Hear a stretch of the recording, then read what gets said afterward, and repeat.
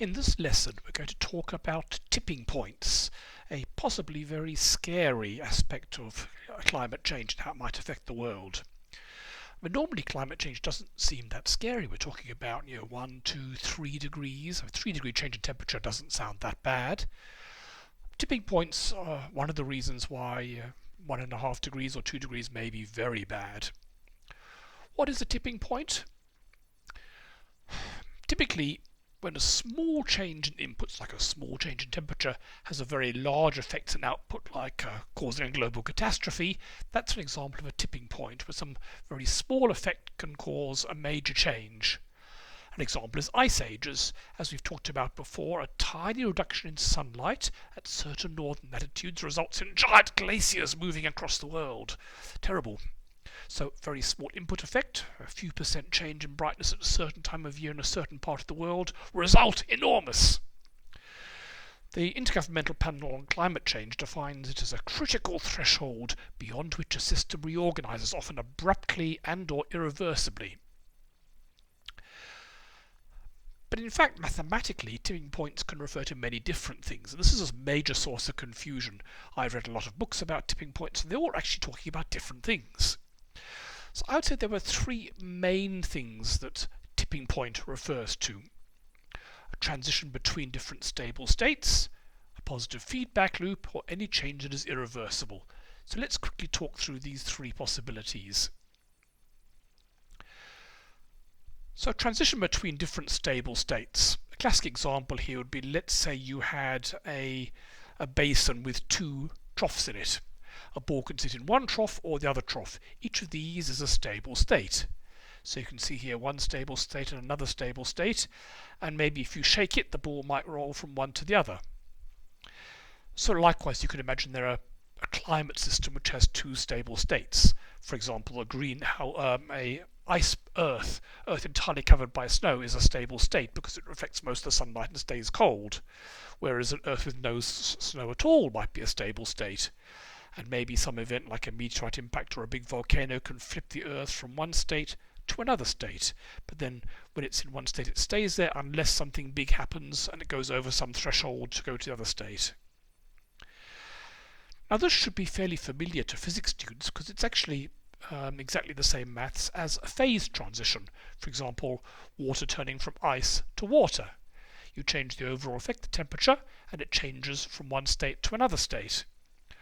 Or it could be you actually get super cooled water and drop a tiny crystal of ice in and suddenly the entire thing crystallizes, as you may have done in a school science experiment.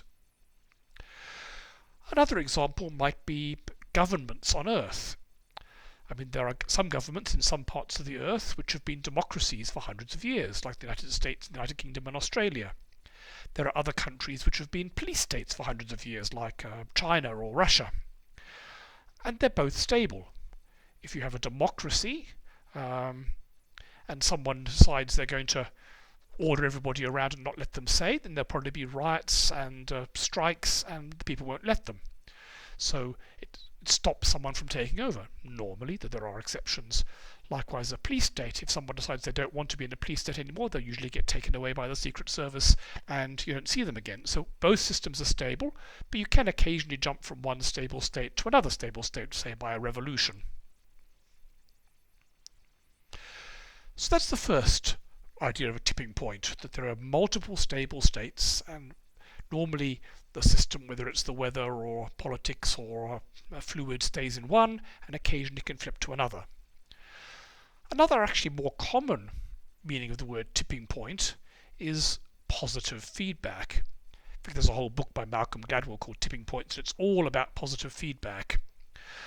Positive feedback is that when you change something, the change has effects that make the change go faster. Now we're familiar with negative feedback. Negative feedback is when you change something, something pushes back. So for example, if a ball is in the bottom of a bowl, you push it sideways, there'll be a force that brings it back to the bottom. So it tends to stay in the bottom and be very stable. Whereas a ball on the top of a upside down basin, that's unstable because as soon as it moves away from the center, there's a force pushing it further away, so it runs down one side or the other. An example of positive feedback is an ice age. You get the tiny change in the amount of sun hitting a certain region, and that tiny change means you get more snow there. And because you get more snow that reflects the sunlight, making it even colder. So if it's even colder, there'll be even more snow. As there's even more snow, it reflects even more sunlight, and so you get a feedback where lower temperature equals more snow equals lower temperature equals more snow. Another example would be like a meme going viral on social media. Basically, the more people see the meme, the more it's going to be spread. If one person sees it, they might only spread it to 10. If a million people see it, they might spread it to 10 million people. So it goes viral. It can spread very, very fast by positive feedback, because positive feedback normally gives you exponential growth. Now, the third meaning of tipping point is something that's irreversible. Some changes can be reversed and some can't. For example, humanity is very good at killing of animals. By 1970, 90% of the blue whales in the world had been killed. But it never got to 100%, and so now that whaling has mostly been stopped, and certainly whaling of blue whales has been stopped, the population is coming back. It's coming back very slowly because blue whales have a very long lifespan, but it is coming back. On the other hand, about 200 years earlier, 100% of the dodos on the island of Mauritius have been killed, and they've not come back. They'll never come back, except for some genetic engineering or something like that. So 90% kill off is reversible, 100% is not. And so again, this often applies to irreversible change. A small difference can make a change irreversible or reversible. So be careful. We have these three different things. We have the two different equilibria, jumping between them. We have positive feedback and we have irreversibility, and they're all sometimes described as tipping points, but they're actually different things, though they can be combined. For example, a positive feedback could lead to irreversible change. And as we'll talk about later, some scientists think we should not use the term tipping point at all because it's combining many different things and it's actually can cause more confusion than it actually helps.